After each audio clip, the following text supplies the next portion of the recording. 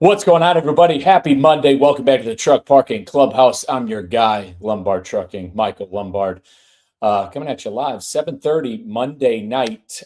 Before we get rolling in the Clubhouse, again, just about 30 minutes ago, the latest edition of Taillights had dropped in your inbox. We got a new survey out there for our trucker members out there. We'd love to get your feedback on for the Super Trucker membership that we have gone on there. So we'd love your feedback. Covering we got some recent fuel spikes, diving right into it because of the entanglements going on now in the country of Iran, as well as covering kind of a wild story going on out of a truck stop over there in the Pacific Northwest. Has an Arizona gang started to meddle into the truck stop businesses? Are they trying to coerce? Are they trying to coerce truck stop employees, knowing that truck stops are kind of money-making machines? Kind of go into a little article there, as well as a great health tip for the week and a bunch of other stuff. But let's get rolling right into the Clubhouse. I got a really great friend of the Clubhouse coming on board, and we're pretty hyped for the Mid-America Truck Show. Without any further delay, I want to bring on my guy, my brother. He's called Trucking Resources on YouTube. You know him as Rob Finch. What's going on, brother? Not too much, man. How you doing, Lombard? Not too bad. Excited to be back here on a Monday night. Excited to be talking to you where it's finally March. We're in like a line. March is the month of the Mid-America Truck Show. And last I checked, you're going to be on deck. I will. Yes, I will be there. We go every year. We love it. I usually go over with my truck, but then my wife actually flies in from Pennsylvania and get a motel. It's a whole weekend for us, and we've come to love Louisville and love that truck show. Yeah. How many years have you gone to Mid-America? I would say I'd gone early in my career a couple times, but then I'd say the last 5 or 6 years, we just go every year. It's just automatically on the calendar that we're going to be there. Yeah, no, it's good.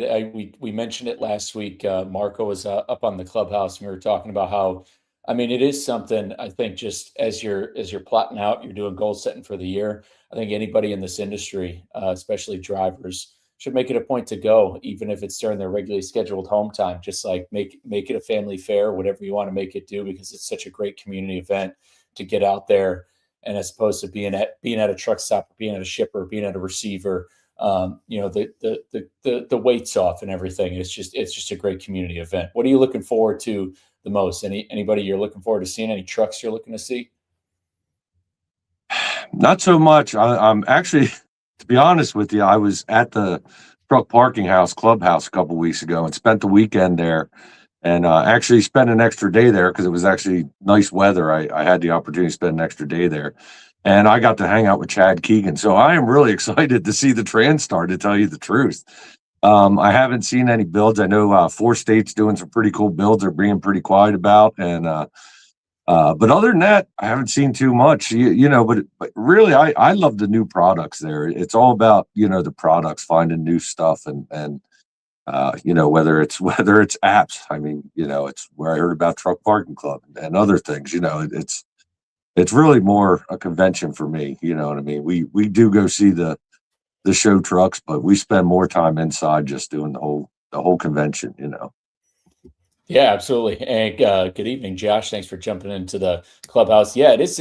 Besides just networking and community, you're right. It is a place when you really get in and you visit, you go booth by booth. There's new products, there's new technology, there's people who are looking to get themselves in front of drivers and see what they have to offer. And a lot of times you could find a tool for the tool belt that can help you out when you get back over the road. Absolutely. But you've been going to the Mid-America Truck Show for many years. You're a driver yourself, but pre going to Mid-America Truck Show, what got you into the trucking industry? And I feel like I've always been in the truck industry, you know what I mean? I grew up in it. I loved it right from the day I was born. My dad's been in trucking my whole career, and I've loved trucks. I loved, his truck, whatever he was driving. I tell people, there was some people. I recently had an incident, where we had to tow my truck home. My dad was there doing. We got the team run. As people said, that's pretty cool. You get the team run. I said, I know, man. I said, I probably had 1 million miles on my belt before I turned 18, a million miles in the passenger seat, So I grew up in trucking. I never wanted to do anything else. I absolutely never wanted to do anything but drive a truck. So growing up in it with your family all the way till you're 18. So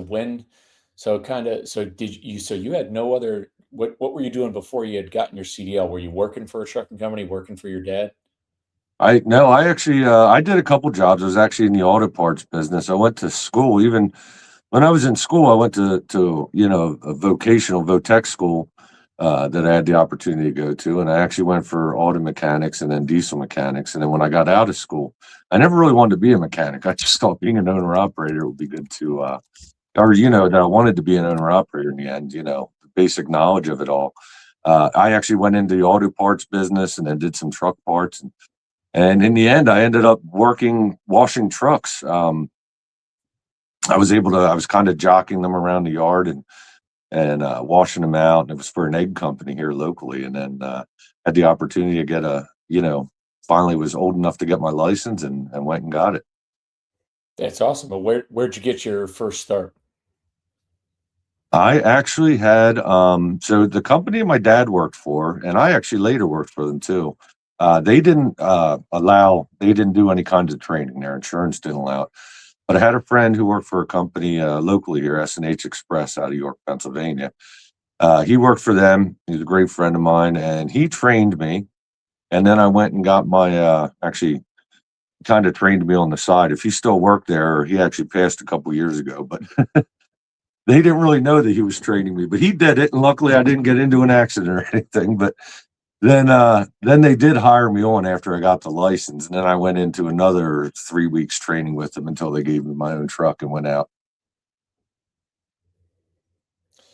And about how long ago with this? How long you been driving now? What's that? How long you been driving in total? I've been driving 20 this is 24 years. Actually, last month it was 24 years. Yeah. 24 years on the dot, man. That's a long stretch. So you got that first start out of Pennsylvania. Have you across 24 years, have you done just dry van, some flatbed, reefer? Where's your career kind of taking you? Everything I did from the beginning was dry van and reefer. I did dry vans, and I worked for companies that had reefers. For about a year, I worked for a bulk company, great company here in Pennsylvania, GFI Transport. I didn't really like the work that much. I didn't really like the I don't know, the dust, the fields and stuff. I moved on from that, but they were still a great company. I pulled a walking floor and but then I went right back into dry van and reefer. And just recently, about 3 years ago, I switched over to flatbed. I just kind of was, I don't know, bored with my career, doing that. I'd never done flatbed, and I had some good friends in the business. My dad was doing it at the time, and I said, you know what, I'm going to go flatbed and try to get into some heavier haul stuff. I say heavy haul, but there's so many levels of heavy haul. My buddy Mark, he pulls the 200,000 pound loads on 16 axles and stuff. And I don't know if I ever want to get into that, but really, I've just been enjoying doing the flatbed equipment and all the different stuff there. Yeah, it's like hauling flatbed, especially when I was doing it. It's like a little puzzle. Like, oh, I think Rob just cut out on us real quick. Maybe a little bit of an internet hoax, but or an internet glitch. But as you were saying, as I started getting into flatbed's like working. It's working a puzzle. Every load you get something brand new. Every piece of equipment you got to figure it out. No one load fits all. But as he's coming back on in here, appreciate you guys dropping into the live stream. Shout out to Wavecrave 365 checking in on Instagram. He hosts in York, Pennsylvania. Wavecrave 365. I'm assuming he hosts. Are you one of our property members? If you are, feel free to sound off where your location is. Would love to give you a shout out. We got Rob back on. A little bit of a glitch there. No problem, brother. Yeah, I'm sorry. I don't know. I got new internet here at home and new Wi-Fi here at home, and I don't know if that's the problem or what it was. But yeah, it was here. It just kind of kicked me off. Yeah, no worries. So you had gotten into you were saying you had just gotten into flatbed. You're digging a new type of work 3 years ago. But as Yeah. you right now you own your own truck. How long have you had your set of wheels? This truck I've had. I bought this truck in 2018, and but I've been an owner operator, at least the Landstar, since 2013. And actually, in the mid 2000s, I was an owner operator for a couple of years. Had my own authority. And around 2008, when fuel started going up and stuff, I decided to go back to company driving. And really, I'm not a very good company driver. I'm a better owner operator. So I bought another truck in 2013, and then this one in 2018. Awesome. So but from 2013, really, you've been under Landstar ever Yeah. since, just with a different truck. Yep. Yep. And what type of truck are you driving now? I have a no 06 Peterbilt 379X. Yeah, you got real steel that rolls up. You have a spot on the line at some truck shows yourself. You got to line up there in Joplin last year, didn't you? I was, yeah. So I'm part of one of their. They kind of switched everything that they do with their marketing, and they got into social media a lot. And I had become friends with boss man Brian Martin and stuff. And this year he had a social media row, which is pretty cool. It was right by the food trucks and everything. It was right up front, and he let me be in there, and it was cool because I mean I was with Steve from FSC Trucking. OTR Bandit was next to me. Aaron and Emily were right next to me from Flying Sparks Garage. I mean, there was Bruce Wilson was across. Tim Gentry pulled in. It was pretty cool. There was a lot of big name guys that I had been watching for a while. Yeah, that crew and that community of people you just shouted out are fantastic people in the industry who I'm hoping are all also going to be at Mid America Truck Show. I stay in touch with a lot of them. I know they're going to. Well, Steve from FSC will be there. Tim Gentry, I know where he's going to be. OTR Bandit. I talked to him. Man, me and OTR Bandit, we become great friends, and he's such a great guy. I talk to him all the time. Simone Spencer, I talk to him all the time. He's become a great friend of mine. I know most of them will be there. I'm not sure who else will be there or not, but I'm starting to hear from everybody where they're going to be. Hell yeah, absolutely. And yeah, Shimon Spencer, grinding gears. He came on the Clubhouse a few weeks ago. He's a phenomenal individual. To anybody who is watching live, any of these guys, OTR Bandit, grinding gears, FSC, Gentry and Sons, all those guys. If you're looking to consume some great trucking content, as well as yourself trucking resources, if you just want to inundate yourself with some of the most positive and just real, raw, organic trucking content, these are the list of guys you really want to these are the ones you want to have in your community and your algorithm. Right, right. Yeah, they're just they are a great bunch of guys. Like I say, OTR Bandit, I became a good friend of his, and Shimon, his wife Laura, they're just all great people. Me and Steve, I had met Steve from FSC a couple times, but we were actually parked there and some of us were actually staying in our truck. So it pretty much turned into a nighttime party with everybody there. And man, Steve and his girlfriend Jen, man, they're just great people, just a whole lot of great people. Junkyard Dog was there hanging out with us. JT Mercier goes under Junkyard Dog. Yeah, it's just great people. Absolutely. Want to give a big shout out to Wave Crave 365 again, tuning in. He's a property member with us on the Truck Parking Club platform. He's over at 201 North State Street in York, Pennsylvania himself. So to any drivers out there who might be listening and looking for a place, he's been loving being affiliated with Truck Parking Club for a while, having his property on the platform. So he's got some parking for you guys if you need it up in York, Pennsylvania. Speaking of parking, got to get into it. When was I think you had mentioned it at Matt's, but have to ask you, Rob, when was the first time you had heard about Truck Parking Club? So I got like this Matt's tradition, where I go out and I say I like new products, and a lot of it doesn't pertain to me at all, but I still take the business cards and all the stuff that are handed out. And this Truck Parking Club came up, and I saw it, and I don't even know who it was that gave me talked to me and gave me some swag there, but said I started talking about Truck Parking Club. I said, "You have a website?" He said, "Yeah." I said, "I'll check it out tonight. If I like it, I'll come back and talk to you tomorrow." And they said, "All right, yeah, cool," and handed me a card and everything. And then that night, what I usually do that night when I go home is I sit down, or I'm at the motel and I'm relaxing, and sit down and I look through some of the stuff. And I remember I went on truckparkingclub.com, like I came to that business card, and I was like, I said to my wife, I think my wife was half asleep in bed. I said, "Man," I said, "I don't believe this." She said, "What?" I said, "I think these guys figured it out." And she said, "What is that?" I said, "The truck parking problem." That's one of those things that's so simple, just such a simple idea that you're like, why didn't I think of that? You know what I mean? But it's like, I remember just recently, Kevin Rutherford had been talking on his channel, and he was complaining about everybody's saying the government needs to make more spots for us. The government needs to make more spots for us. And, Kevin Rutherford always says, let the free market handle it, because you do not want government involved in, every time government gets involved in things, it seems like it gets screwed up. So I was real excited to see this truck parking club thing. And, since then it's grown so much, and I'm so excited, when I get to use it, and some of the times it's rescued me. Absolutely. Kevin Rutherford, great friend of the show, and our, one of my great co-workers and a phenomenal gentleman, spent many years over at Truck Stop, been in the industry for a while. Brent Hutto, Oh, he yeah. joins Kevin Rutherford on his, I believe he's on his Monday shows pretty frequently. And I'm no stranger to putting it in the newsletter and taillights. We always root and cheer for local, state, federal government for getting into the fight with building more truck parking, and it's great. And I think that, and I put it in the newsletter a couple of weeks ago. There's I forget the gentleman's name, but he has bold aspirations of building a lot of truck parking by the end of the president's next term, with public and private partnerships, and this is with utilizing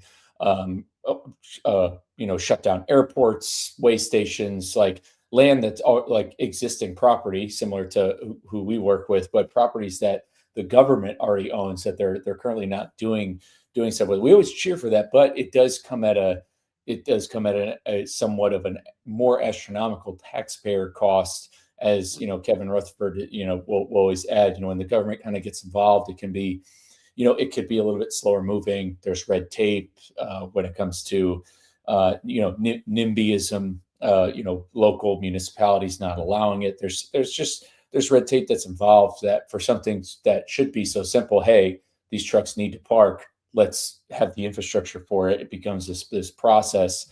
And, we're hoping to be, we want to, like, our goal is not to be the only solution. We just want to be a major player and being a part of it. We know, and our CEO and everybody on the team knows full well that this is to solve the parking issue. This is a team effort amongst anybody who's building more truck parking. It's a team effort. But yeah, Kevin Rutherford speaks highly. And I was going to say, you parked at some of our locations. I know you were at one recently. How have those locations worked out for you? Where did they come in handy? There's been a couple locations that I parked at, and sometimes I seek out, just because I am a truck parking club partner, and to get it out and do the videos. Sometimes I seek out a spot when I don't necessarily need one, but there are times when you really need one. There was two occasions recently. One was I was delivering in Bloomington, Indiana, and there was nothing near it, not even a little parking spot near it. But there was a truck parking club location there, and it was great. It was near food and everything. And I was delivering there, and I didn't have my next load yet. I hadn't found anything. Rob snuck out again. A little bit of the internet issue. Bloomfield, Indiana. We're gonna have him start from the top, so we can make sure to clip it down and see what happens. Hey, if you guys are listening in, we got Josh tuning in on the screen too. This is a location that's come in handy for a lot of people down in Dundalk in the Port of Maryland. If there's any locations that have come in handy for you that are kind of out in no man's land, feel free to drop them in the comments. Rob, back on the board. No worries about the internet, brother. But Sorry, I got no clue what's happening. It'll just shut me off. But I heard you talking about that Dundalk, Maryland. That was one that really truly rescued me. I went to deliver a load, and there was something wrong with the crane that was going to take it off. It wasn't real heavy, but it was a big box. They couldn't unload it till the next day. I said, "All right, man, I'll sleep right here on your parking lot." And they're like, "No, sorry, you can't." Well, there's no parking in Dundalk, Maryland. You got to leave. I mean, everything is private property. There's maybe one or two little gas station truck stops, but I would have had to leave Baltimore, come back the next morning. And I was like, well, let me go on Truck Parking Club. Maybe they got something nearby. And it is a huge empty lot across the street from the entrance to the port. And I don't remember what the cost of it was. It was either 20 or 25 a night, but it was a rescue. I pulled out, went right into that parking lot. It was secure. I had to check in with the security when I pulled in. Security came out. 24-hour security.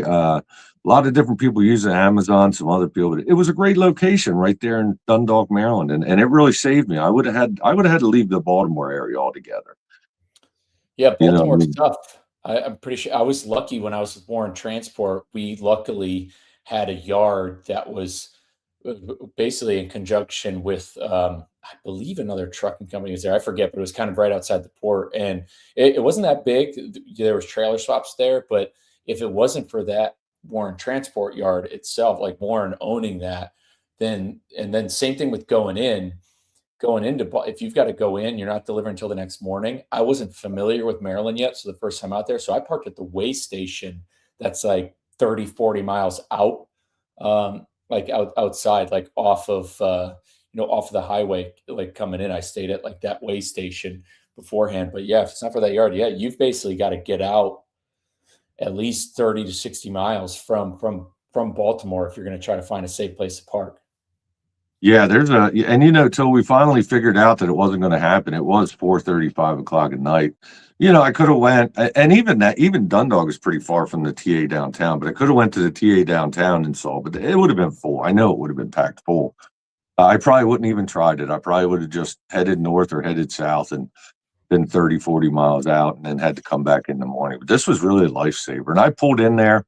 There's really nothing near it but warehouses, but I pulled in there and security was fine with me dropping the trailer, bobtailing over. I got some food, right around the corner, not quite within walking distance, but it was within walking distance, but not very nice walking on the one road there. But yeah, that was a lifesaver. That was the true lifesaver. There was that time in Bloomington, Indiana. There wasn't anything near there, and it was great. I parked there for the night. Great people there. Yeah, the one in Bloomington, was that close to like a shipper or receiver you were going to? It was pretty close. It's right outside of town. I forget. It was at a moving company, I guess, a moving company that somebody bought it and kind of took down some buildings and has a lot of area there. I guess they do moving and storage. And there was like a Domino's pizza down at the bottom. There was like everything within walking distance. There was a barbecue place down the road, things like that. It was a great location. And of course, this year you guys hooked me up when I was at GBATS because that Influencer Row was only bobtail, and you guys hooked me up with a great parking spot there, to drop my trailer at for 3 days, 4 days. Oh yeah, and GBATS is and GBATS I think only happens every 2 years, doesn't it? Yeah, every 2 years. I wish it happened every year, but man, there's a lot that goes into that. That is such an insane show. Yeah, I wish you could have been there, but we saw Hunter. He's always crazy enough for everybody. Yeah, I think next time around, GBATS will definitely be a can't miss for me, especially with it grinding gears and all those guys there. I definitely got to link up because somebody's got to keep. I know because Hunter's he's probably all over the place when it comes to GBATS. I bet it looked like a lot of fun. Yeah, he was kind of he'd stay at their booth, but then in the evening you'd see him all over the place. Yeah, I know. I ran into him quite a few times. Right, that's kind of shifting into it. We talked about parking being an issue. Besides parking, you've been driving for 24 years. What is besides parking, what is your number one issue going on in the trucking industry right now? Whatever that might be. Whether it could be something that you've seen over the past 24 years, or just something you've seen that, hey, somebody needs to step in and some things need to get done. Well, my biggest issue for a while was, and I hate to beat this to death, a lot of people have, was the non-domicile CDL drivers. But I really feel like right now that doesn't need to be talked about. I mean, I think that's an issue that is being handled, and it was, somebody found a loophole in the industry, and it's just, I think it's caused some problems. I can't think of too many problems in the industry that isn't being fixed. There's a lot of small things going on.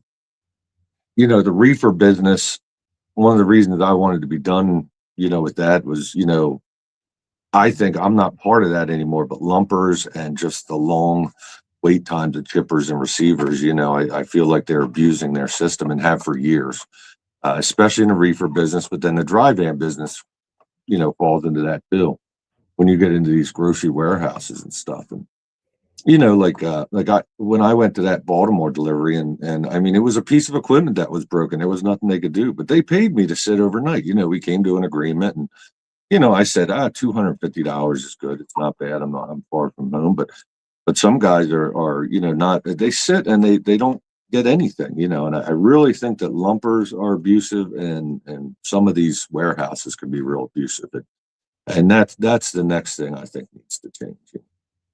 Yeah, nobody's brought up detention on the Clubhouse quite a bit, which is still another with everything going on in the industry. As you said, there's a lot that's being done with the non-domiciled CDLs and some of the CDL schools that have been getting shut down, the third party, all those loopholes. There's action that's being done. So it's kind of wait and see on that. But detention I think, is another, and whereas some of these problems are being solved and these contracts are going on, I think one of the biggest things that's still being slept on, that was a big topic of conversation, I'd say 2022, 2023. A lot of people were really talking about it. There was, the Guaranteed Overtime for Truckers Act was really in the news. Like, that was a piece of legislation that was getting kind of like brought up. It was hot, and then I don't think it makes it out of committee, never really makes it out of committee because people don't want to touch it because shippers lobby hard against it. But detention still remains being a big issue. What's been the longest you've had to stay at a receiver before?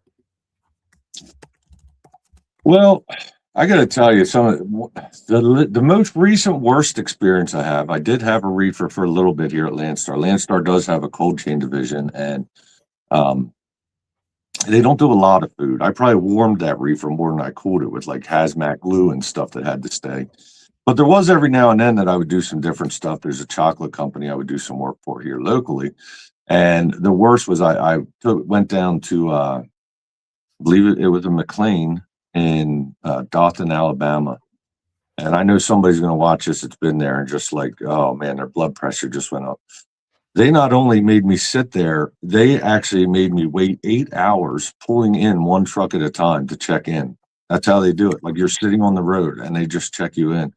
And then you pull in there, and I was probably in there for 13 or 14 hours overall. And I did get paid for it in the end. Layover, I did get detention because this particular customer did have worked out in the contract, but there's some that don't do it, or, they try to abuse it, or, all kinds of other things. It's just, it's been really bad my whole career, and I'm sure long before me, and hopefully at some point something gets fixed with that. Yeah, I know a good friend of the show, Gord McGill. He's been very vocal where if you don't number one, he's a big time advocate about the detention stuff and how it needs to get fixed, because obviously freight of all kinds still needs to move. But he's very vocal in telling drivers, if you do want to get out of the detention trap, you should get out of hauling trailers with doors, as he would say.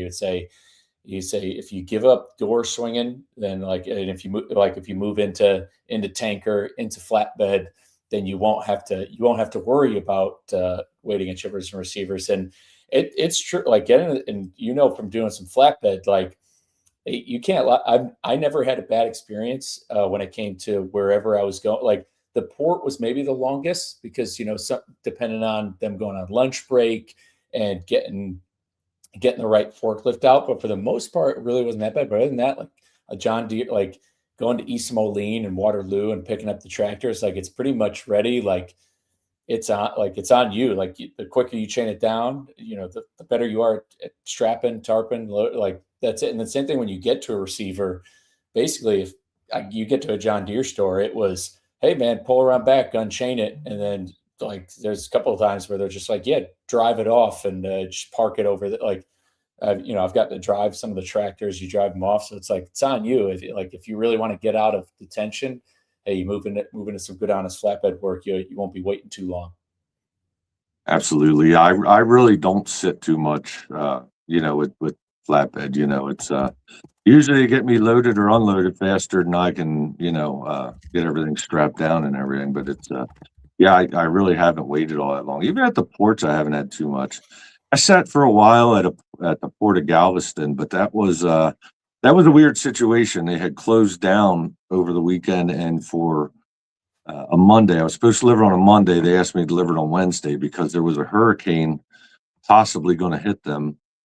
And I guess they were kind of clearing things out or not, it never did hit them, but they were, being precautious there. So when I went in, they were a little bit backed up, but even that wasn't all that big of a deal. Yeah, no, that's good. Well, hey man, last little bit of last thing I wanted to ask you. Well, then I want to give a quick shout out to Bobby Loads, tuning on Instagram, another guy. If you guys want to follow the best guy who's tracking freight rates going on throughout the country, especially if you're an operator, Bobby Loads on TikTok, YouTube. Um, he's very very active in talking about what rates are hot. He's very open on what he's on what how much he's dispatching out trucks for and everything like that. So great job! Shout out for coming onto the Clubhouse. Last little bit, little words of wisdom. You've been out here 24 years. If you could talk to a guy who's getting a CDL now, if somebody came up to you, Rob, and was like, "Hey, what's your best piece of advice? What's the ultimate trucking resources wisdom you'd lay on a new driver, somebody looking to get into the industry?" I feel it's watch out for abuse, especially getting in originally. Really do the studying up on companies and things like that before you go, because they will just abuse people that are just starting in the business. Some of these companies will just be very abusive, and it's I guess they think because you have that 11 on 10 off clock that everybody can work 11 on 10 off every day, and our bodies just don't work that way all the time. Really got to watch out for abuse. Know who you're working for, and and man, I don't care who you are, what opportunity they gave you.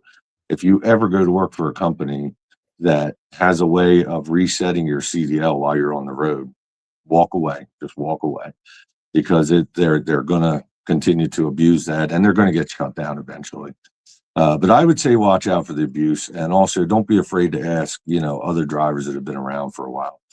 A lot of the places I load, I see new drivers from like TMC and Melton. Especially I load over at a place here in Carlisle, and Melton and TMC is a training company, and guys will ask me for advice. And man, don't be afraid to ask for advice. Most of us want to give it. We all started somewhere, and we all have some stories about our first couple months in the business. So don't be afraid to ask.